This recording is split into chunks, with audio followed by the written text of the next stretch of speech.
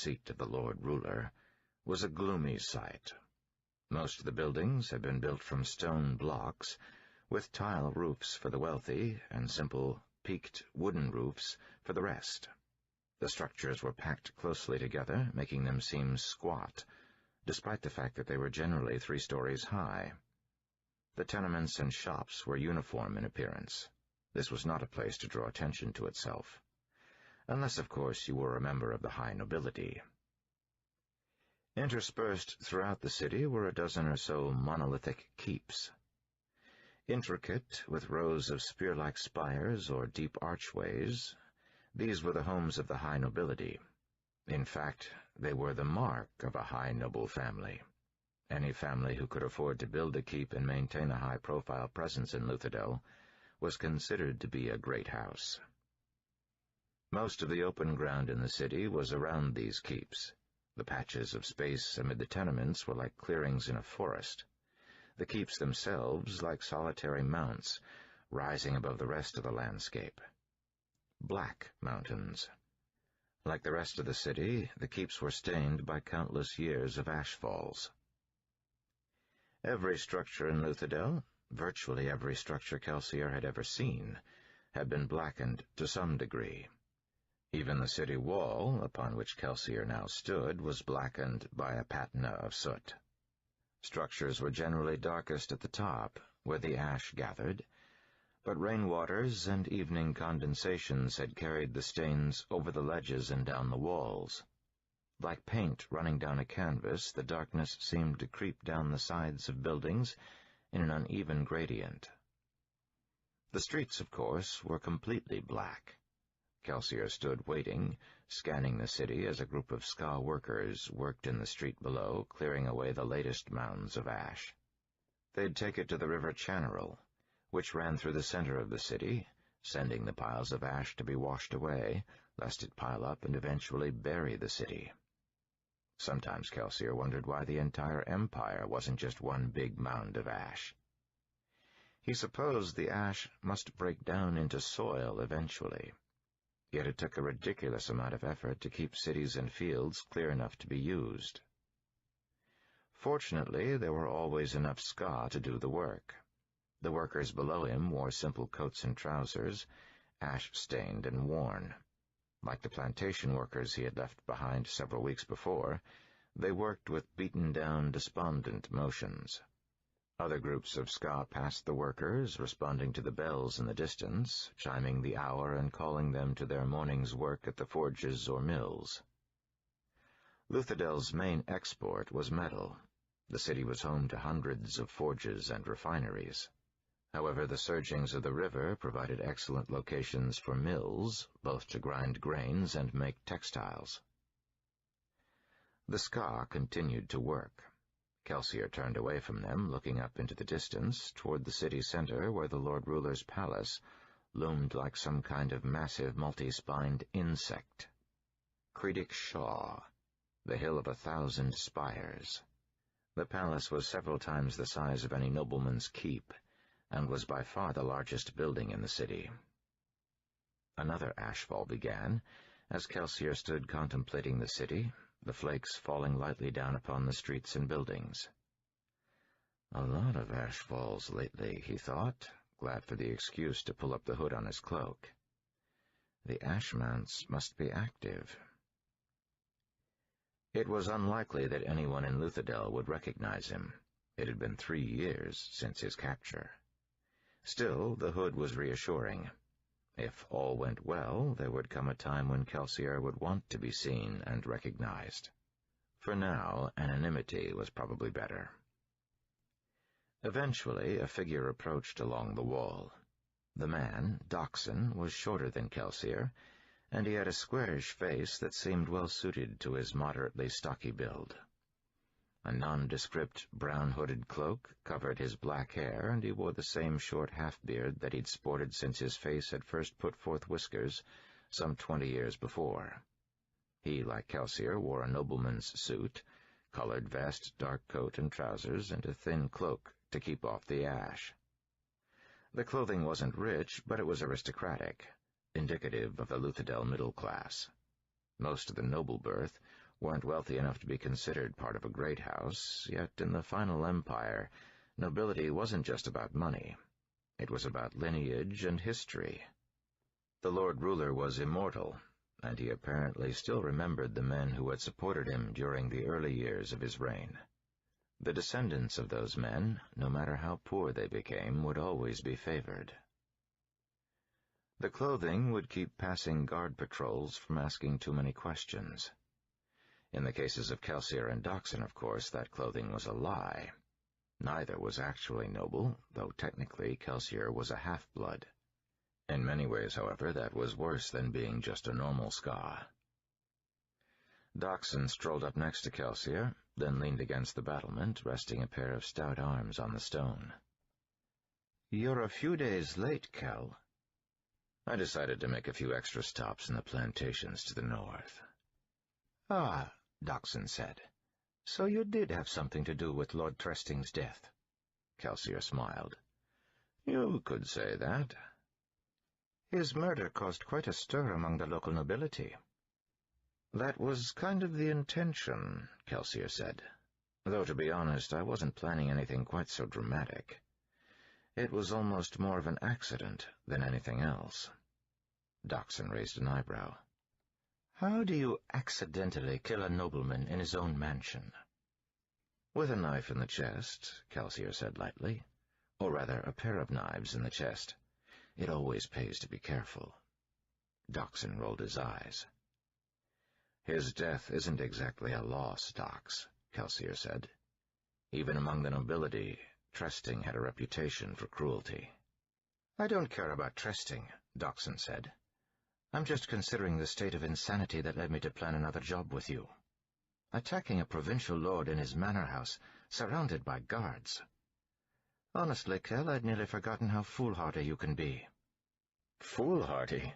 Kelsier asked with a laugh. "That wasn't foolhardy, that was just a small diversion. You should see some of the things I'm planning to do." Dockson stood for a moment, then he laughed too. "By the Lord Ruler, it's good to have you back, Kel. I'm afraid I've grown rather boring during the last few years." "We'll fix that," Kelsier promised.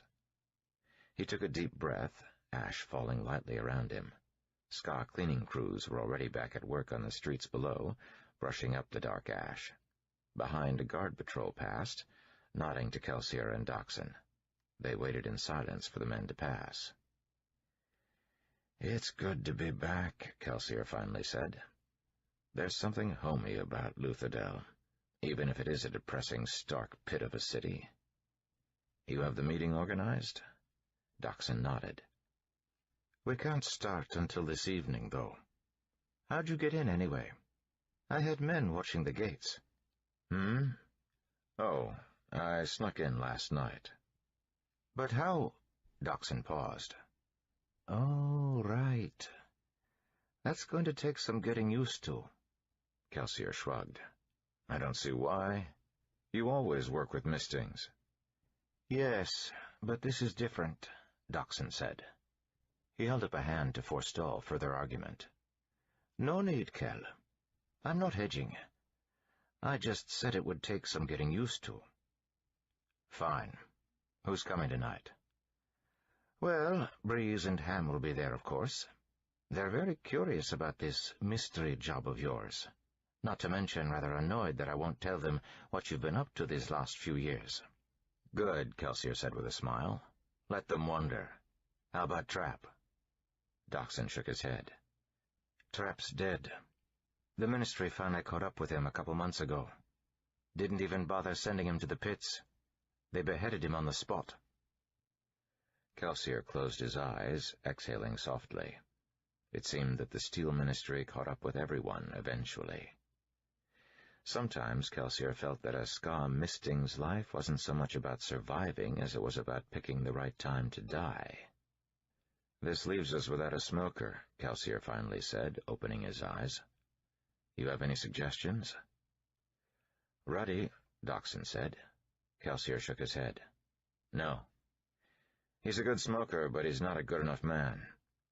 Dockson smiled. "Not a good enough man to be on a thieving crew." Kel, I have missed working with you. All right, who then? Kelsier thought for a moment. Is Clubs still running that shop of his? As far as I know, Dockson said slowly. He's supposed to be one of the best smokers in the city. I suppose, Dockson said. But isn't he supposed to be kind of hard to work with? He's not so bad, Kelsier said. Not once you get used to him. Besides, I think he might be amenable to this particular job. All right, Dockson said, shrugging. I'll invite him. I think one of his relatives is a Tin-Eye. Do you want me to invite him too? Sounds good, Kelsier said. All right, Dockson said. Well, beyond that, there's just Yeadon, assuming he's still interested. He'll be there, Kelsier said. He'd better be, Dockson said. He'll be the one paying us, after all. Kelsier nodded, then frowned. You didn't mention Marsh. Dockson shrugged. I warned you. Your brother never did approve of our methods, and now, well, you know Marsh. He won't even have anything to do with Yeadon and the rebellion anymore, let alone with a bunch of criminals like us. I think we'll have to find someone else to infiltrate the obligators. No, Kelsier said. He'll do it. I'll just have to stop by to persuade him. If you say so. Dockson fell silent then, and the two stood for a moment, leaning against the railing and looking out over the ash-stained city. Dockson finally shook his head. This is insane, eh? Kelsier smiled. Feels good, doesn't it? Dockson nodded. Fantastic. It will be a job like no other, Kelsier said, looking north, across the city and toward the twisted building at its center. Dockson stepped away from the wall. We have a few hours before the meeting. There's something I want to show you. I think there's still time, if we hurry. Kelsier turned with curious eyes. Well, I was going to go and chastise my prude of a brother, but— This will be worth your time, Dockson promised. Vin sat in the corner of the safe-house's main lair. She kept to the shadows, as usual. The more she stayed out of sight, the more the others would ignore her. She couldn't afford to expend luck keeping the men's hands off of her. She'd barely had time to regenerate what she'd used a few days before during the meeting with the obligator. The usual rabble lounged at the tables in the room, playing at dice or discussing minor jobs. Smoke from a dozen different pipes pooled at the top of the chamber, and the walls were stained dark from countless years of similar treatment. The floor was darkened with patches of ash. Like most thieving crews, Cayman's group wasn't known for its tidiness. There was a door at the back of the room, and beyond it lay a twisting stone stairway that led up to a false rain grate in an alleyway. This room, like so many others hidden in the imperial capital of Luthadel, wasn't supposed to exist. Rough laughter came from the front of the chamber where Cayman sat with a half-dozen cronies, enjoying a typical afternoon of ale and crass jokes. Cayman's table sat beside the bar, where the overpriced drinks were simply another way Cayman exploited those who worked for him. The Luthadel criminal element had learned quite well from the lessons taught by the nobility. Vin tried her best to remain invisible. 6 months before, she wouldn't have believed that her life could actually get worse without Reen. Yet, despite her brother's abusive anger, he had kept the other crew members from having their way with Vin. There were relatively few women on thieving crews. Generally, those women who got involved with the underworld ended up as whores. Reen had always told her that a girl needed to be tough, tougher even than a man, if she wanted to survive. "You think some crew leader is going to want a liability like you on his team?" he had said. "I don't even want to have to work with you, and I'm your brother." Her back still throbbed. Cayman had whipped her the day before. The blood would ruin her shirt, and she wouldn't be able to afford another one. Cayman was already retaining her wages to pay the debts Reen had left behind. "But I am strong," she thought. That was the irony. The beatings almost didn't hurt her anymore. Fareen's frequent abuses had left Vin resilient, while at the same time teaching her how to look pathetic and broken. In a way, the beatings were self-defeating.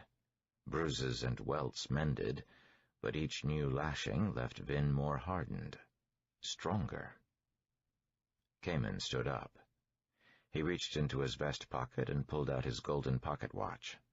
He nodded to one of his companions, then he scanned the room, searching for her. His eyes locked on Vin.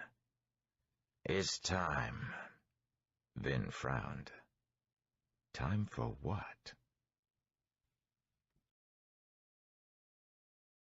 The Ministry's Canton of Finance was an imposing structure, but then everything about the Steel Ministry tended to be imposing. Tall and blocky, the building had a massive rose window in the front, though the glass was dark from the outside. 2 large banners hung down beside the window, the soot-stained red cloth proclaiming praises to the Lord Ruler. Cayman studied the building with a critical eye. Vin could sense his apprehension. The Canton of Finance was hardly the most threatening of ministry offices. The Canton of Inquisition, or even the Canton of Orthodoxy, had a far more ominous reputation. However, voluntarily entering any ministry office, putting yourself in the power of the obligators, well, it was a thing to do only after serious consideration. Cayman took a deep breath, then strode forward, his dueling cane tapping against the stones as he walked. He wore his rich nobleman's suit, and he was accompanied by a half-dozen crew members, including Vin, to act as his servants. Vin followed Cayman up the steps, then waited as one of the crew members jumped forward to pull the door open for his master. Of the 6 attendants, only Vin seems to have been told nothing of Cayman's plan. Suspiciously, Theron, Cayman's supposed partner in the ministry scam, was nowhere to be seen. Vin entered the Canton building. Vibrant red light, sparkled with lines of blue, fell from the rose window. A single obligator, with mid-level tattoos around his eyes, sat behind a desk at the end of the extended entryway. Cayman approached, his cane thumping against the carpet as he walked. "I am Lord Jadou," he said. "What are you doing, Cayman?" Vin thought. "You insisted to Theron that you wouldn't meet with Prellan Laird in his Canton office. Yet now you're here." The obligator nodded, making a notation in his ledger. He waved to the side. "You may take 1 attendant with you into the waiting chamber. The rest must remain here." Cayman's huff of disdain indicated what he thought of that prohibition. The obligator, however, didn't look up from his ledger. Cayman stood for a moment, and Vin couldn't tell if he was genuinely angry or just playing the part of an arrogant nobleman. Finally, he jabbed a finger at Vin. "Come," he said, turning and waddling toward the indicated door. The room beyond was lavish and plush, and several noblemen lounged in various postures of waiting. Cayman chose a chair and settled into it, then pointed toward a table set with wine and red frosted cakes. Vin obediently fetched him a glass of wine and a plate of food, ignoring her own hunger. Cayman began to pick hungrily at the cakes, smacking quietly as he ate. He's nervous, more nervous even than before. "Once we get in, you will say nothing," Cayman grumbled between bites. "You're betraying Theron," Vin whispered. Cayman nodded. "But how? Why?" Theron's plan was complex in execution, but simple in concept. Every year the ministry transferred its new acolyte obligators from a northern training facility south to Luthadel for final instruction. Theron had discovered, however, that those acolytes and their overseers brought down with them large amounts of ministry funds, disguised as baggage, to be strongholded in Luthadel. Banditry was very difficult in the Final Empire, what with the constant patrols along canal routes. However, if one were running the very canal boats that the acolytes were sailing upon, a robbery could become possible. Arranged at just the right time, the guards turning on their passengers, a man could make quite a profit then blame it all on banditry. "Theron's crew is weak," Cayman said quietly. "He expended too many resources on this job." "But the return he'll make," Vin said. "Will never happen if I take what I can now, then run," Cayman said, smiling. "I'll talk the obligators into a down payment to get my caravan boats afloat, then disappear and leave Theron to deal with the disaster when the Ministry realizes that it's been scammed." Vin stood back, slightly shocked. Setting up a scam like this would have cost Theron thousands upon thousands of boxings. If the deal fell through now, he would be ruined, and with the Ministry hunting him, he wouldn't even have time to seek revenge. Cayman would make a quick profit, as well as rid himself of one of his more powerful rivals. Theron was a fool to bring Cayman into this, she thought. But then the amount Theron had promised to pay Cayman was great. He probably assumed that Cayman's greed would keep him honest until Theron himself could pull a double-cross. Cayman had simply worked faster than anyone, even Vin, had expected. How could Theron have known that Cayman would undermine the job itself, rather than wait and try and steal the entire haul from the caravan boats?